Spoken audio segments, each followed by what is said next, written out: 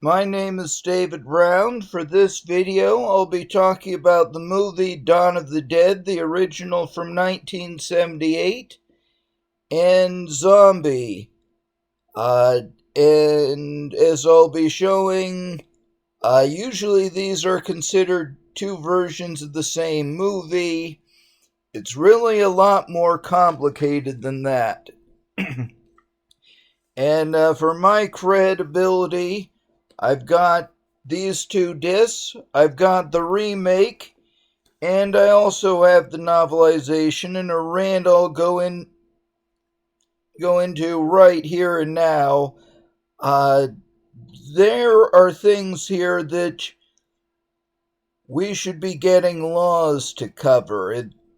You can get this novelization online, even as an ebook, but you cannot stream this movie legally or with authorization in the United States, and it's unacceptable that it has been this bad for nearly as long as it has been.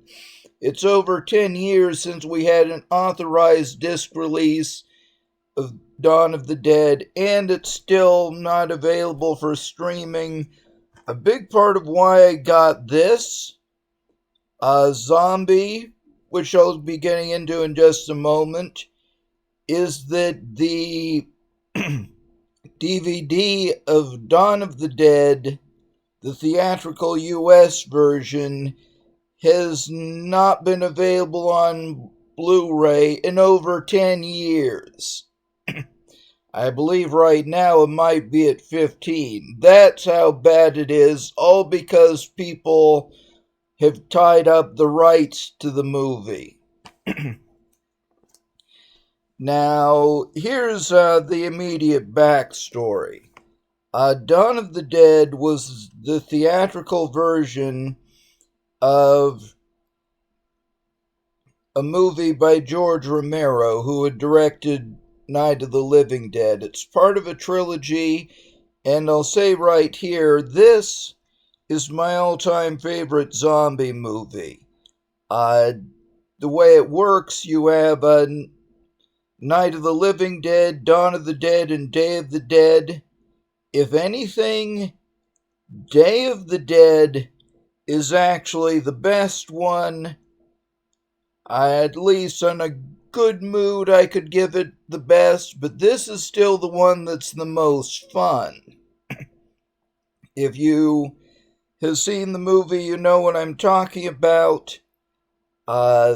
There's the survivors who run out of the city, take over a shopping mall, kind of set up their own little colony in the middle of the mall.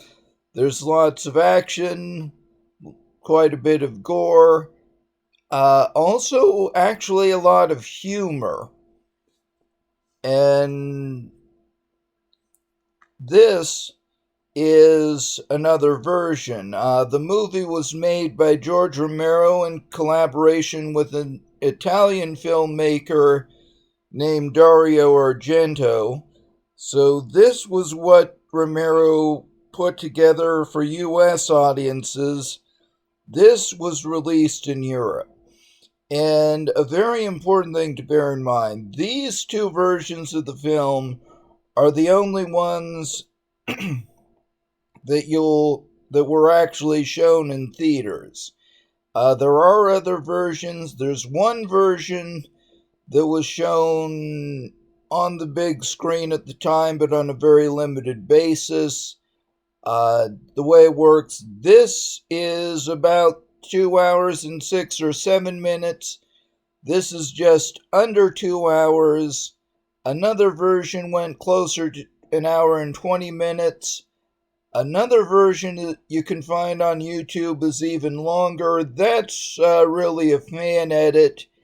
And if you look at VHS tapes, there could be a number of versions going into the double digits, but those exist just because of censorship. There might have been stuff cut out or put back in different VHS releases, but you aren't going to find anything new, or if there was anything different, uh, it would be very minor, maybe seconds at the most. Uh, and I'll say if you're interested in collecting the VHS tapes, sure, if you get an opportunity like you're at a yard sale or a bookstore and there's a VHS copy right there for a good price, maybe 10 to 20, there's no reason not to get it. Again, you probably aren't going to find anything new. Some of the tapes would say they had new footage. Maybe they did at the time. Again, a lot of earlier versions were censored. What I've seen, though, is that most of the tapes really aren't even that old, like from the 1990s or early 2000s. When there was really a lot of different versions, would be earlier than that, in the 1980s or into the early 90s. Otherwise, there's a tape I own myself that I kind of wish I had kept, but as far as I can recall, it was exactly the same as this DVD version. Now, here's where it gets complicated. This, as I said, is a version that was created for release in Europe, and it is different enough. In some ways, it's really a different movie. Or at least it's as close as you can get to a different movie. And the differences are a lot more significant than you'll see with the usual director's cuts of movies. Now, what you'll hear the most about is that there's differences in the music, and that in itself is a big issue. George Romero used a lot of stock music. There's some stuff I still haven't seen it confirmed where he got it from. There was just one big library of tracks available, and there's actually two. One that's the most famous and popular music, another that's pretty notorious. There's a track called The Gonk that's played when the zombies overrun the mall again at the end of the movie and in the final credits. And then there's one track I haven't seen identified right at the end of the movie, what's really the climax. The character Peter is not even going to run when the zombies corner him. Then he starts fighting back, and there's what people call the hero music and make fun of a lot or complain about a lot. I think of it as the football music. Sure, objectively it's bad, but it really works for the sequence. And here, the ending is mostly electric guitar, or probably not quite metal, but in that direction. And it was all by the band Goblin. Personally, I think there's music tracks that seem like they might have been made for the version that Romero had originally written for the film, but then never filmed. If you really know the background, you know what I'm talking about. And another thing, with George Romero, he was really a very traditional storyteller, certainly in a lot of ways. And it definitely shows in his choices of music. There's a lot of stuff that would have been kind of old-fashioned even for the 1970s. This is a lot more modern for the time. And the thing is that the music differences aren't all there is. And another weird thing there, this is actually a shorter version, as I was mentioning, but you do have quite a bit that's not in the Romero version. Now, what you'd expect is just for the Italian movies, or what they call spaghetti zombie movies, that there'd be a lot more violence and gore.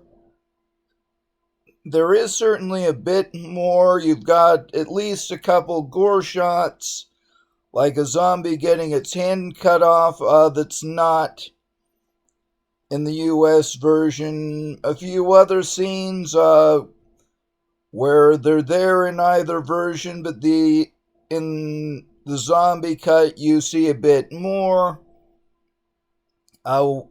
What's counterintuitive is that there's also a lot of stuff that's just filling out the sequences, sometimes even making it make a bit more sense. There's more dialogue between the main characters, and sometimes there's bits that make it make a bit more sense. Just for example, in the opening scene, or scenes, there's a point where the police and the military are going into this infested building. You see in both versions them break open a room that's already boarded up. In this version, what you actually see is that they break open a door without taking out the boards that are holding it up, so they're actually being cautious at first. The door caves in or comes open, then there's actually a pause, then a bunch of zombies come pouring out, and it really makes sense that the army aren't able to start firing because the zombies are already point blank range, and they really have no way to anticipate that in this version. There's other things like that through the movie, and that also includes when the main characters are first exploring the mall. And another thing, there's points just with the music when this has no music at all. Yes. And what people will sometimes argue is that this is actually a better version of the movie. Now, I definitely would not go that far. To me, I'll acknowledge this is the version I first saw, and it is the version that Romero wanted to do himself. So in those terms, I'd say this is the true version, what you might call the canonic version. For this, it's all stuff Romero filmed, so none of it is different than the story did. And there are certainly plenty of points where it improves on Romero's version. To me, though, it's balanced out by the differences. If I had to say, I'd just say these are equal. But again, they're just so different, it really gets a bit hard to make direct comparisons. And here's one more thing I'll talk about. In the original version, it shows the whole theme of society and law breaking down in the first scenes, like the first half hour. There's the infested building I was talking about, and then the big thing is that you see the main characters flat out steal a helicopter. And there's a point where they have to fuel their aircraft at this loading dock, and what they discover is that there's already been people going through and raiding the dock. And in the Romero version, there's a very abrupt jump. You see the infested building, then you go to a shot of a guy who has been shot in the head.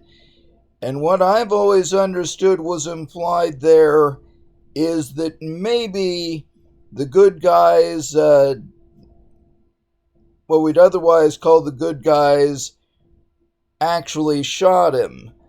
But in Zombie, what they show is that the main character is the pilot, Steven, lands the helicopter, goes inside, hears a radio, then he finds the dead guy, and here he says, "Operator dead, post abandoned," which you'll hear in the Romero version, and here there is a bit of humor. The other person on the radio says, "Who is this?" and then he just walks away. And that is really the biggest difference. In the European version, there's a lot less humor. And how much that matters really would depend on your taste. I can appreciate you might like a zombie movie that's more serious, in which case you'd probably like this better. If you want the humor and the satire, you'll get a lot more in the Romero version.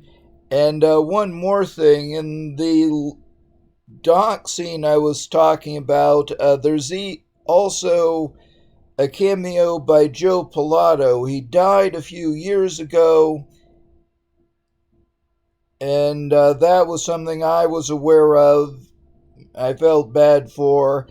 He was the leader of the military, ultimately the villain in Day of the Dead. He also appears in Dawn of the Dead, the Romero cut. And the big thing, he says that they're running out to an island. Then Stephen asks, "What island?" And then he says, "Any island." So that's in the Romero cut.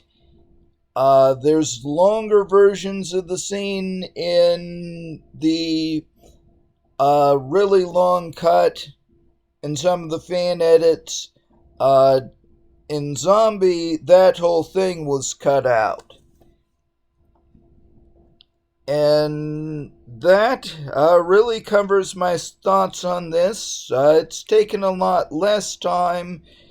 The bottom line, if you want the movie on Blu-ray or any high-definition format as physical media, if you're still, like me, preferring that when you can get it, especially for movies that have been subject to as much legal fighting as this one, this is your best option. Now you can see it's a European Blu-ray. All the text is in Spanish. The subtitles are also in Spanish, not English. You can get English dialogue tracks if you make the right selections. And this is really probably a bootleg, but they've tied this up so badly, you just have to take what you can get, and you shouldn't pay too much for this. I got this for about $20. That's the fair price for this. It's not one of the Blu-rays from 10 or 20 years ago. Well, there weren't Blu-rays quite that far back, but in that range, that have been out of print forever. These are new, and that's a good thing. So if you want a version of the movie that's different and in the high definition format, this is as good as you can get, which, as far as the bigger legal picture, is a big part of the problem. So, with that, I'm going to wrap this up. I might talk about a few other things in other videos, but that can be for another time. So I'm signing out.